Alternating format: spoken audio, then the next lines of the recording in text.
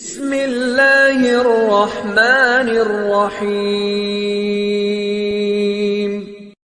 وَلَقَدْ يَسَّرْنَا الْقُرْآنَ لِلذِّكْرِ فَهَلْ مِن مُّدَّكِرٍ. நாம் இந்த குர்ஆனை அறிவுரை பெறுவதற்கான எளிய வழியாக அமைத்திருக்கின்றோம். பின்னர் அறிவுரையை ஏற்றுக்கொள்ள எவரேனும் இருக்கின்றாரா? குடும்பம் என்பது மனித வாழ்வின் அஸ்திவாரம். குடும்ப அமைப்பு என்பது கணவன், மனைவி, பெற்றோர், உடன்பிறப்புகள், மகன்கள், மகள்கள் ஆகியோர் ஒற்றுமையாக அன்பு நெறி தவள வாழும் முறையாகும். குடும்பம் என்னும் செங்கற்கள் மூலமாகவே சமூகம் என்னும் கட்டிடம் கட்டப்படுகிறது. அக்கட்டடத்தின் அஸ்திவாரமாகவும் குடும்பமே அமைகிறது. குடும்ப அமைப்பு வலிமையாக அமையும் போது சமூக அமைப்பும் வலிமையாக அமையும். அன்பு எனும் நூலால் பிணிக்கப்பட்ட உறவு வலையே குடும்ப உறவு. குடும்பத்தினரிடம் அன்பை செலுத்துவதும் பிரச்சனைகளை மனம் விட்டு பேசி தீர்த்து கொள்வதும் நல்ல குடும்ப அமைப்புக்கு அழகு. குடும்ப ஒற்றுமை குலையும் போது அமைதி இழைக்கின்றோம். கண்ணாடி உடைவதை போல கண்முன்னே குடும்பங்கள் உடைவது அழகல்லவே. ஆகவேதான் குடும்ப அமைப்புக்கு இஸ்லாம் அதிக முக்கியத்துவம் தருகின்றது. அன்புக்குரிய சகோதர சகோதரிகளே, இந்த குடும்ப உறவு என்பது அல்லாஹ் சுப்ஹானஹு வ தஆலா படைத்த மிகப்பெரிய ஒரு அற்புரிய படைப்பாகும். ஏனென்றால் இறைவன் தான் கணவன் மனைவிக்கு மத்தியிலேயும் நம் குடும்பத்தினுடைய நமது பிள்ளைகளுக்கு மத்தியிலேயும் ஒரு மிகப்பெரிய அன்பையும் ஒரு பாசத்தையும் ஏற்படுத்தி தந்திருக்கின்றார்.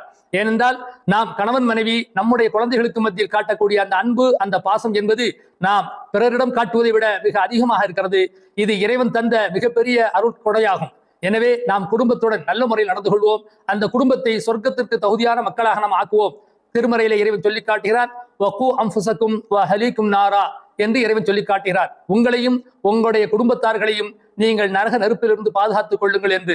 அன்புக்குரிய சகோதரர்களே, நாம் அப்படிப்பட்ட நல்ல குடும்பமாக இறைவன் எந்த நோக்கத்திற்காக வேண்டி படைத்தானோ அப்படிப்பட்ட நல்ல குடும்பமாகவும் சொர்க்கத்திற்கு தகுதியான குடும்பமாகவும் நரகத்திலிருந்து காப்பாற்றப்பட்ட குடும்பமாகவும் நம்முடைய குடும்பமாக வேண்டும் என்று இந்த நல்ல நேரத்தில் நான் வேண்டிக் கொள்கிறேன். இஸ்லாமிய வாழ்வின் அடித்தளமே குடும்பம்தான். குடும்ப தலைவனும் தலைவியும் திருக்குரான் காட்டும் அன்பு பாதையில் நடக்கும் போது அது நம்மை படைத்த இறைவன் விரும்பும் லட்சிய குடும்பமாக அமையும். குடும்பம், மனைவி, பிள்ளைகள் அல்லாஹ் நமக்கு கொடுத்த அமானிதம். அவர்களுக்கு நல்லொழுக்க பயிற்சி கொடுப்பது நமது தலையாய கடமை. அல்லாஹ் கூறுகிறான்,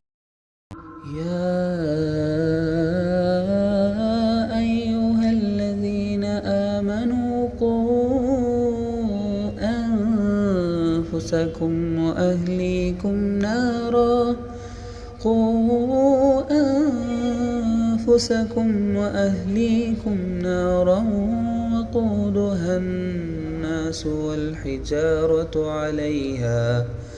عليها ملائكة غلاظ شداد لا يعصون الله ما أمرهم ويفعلون ما يؤمرون.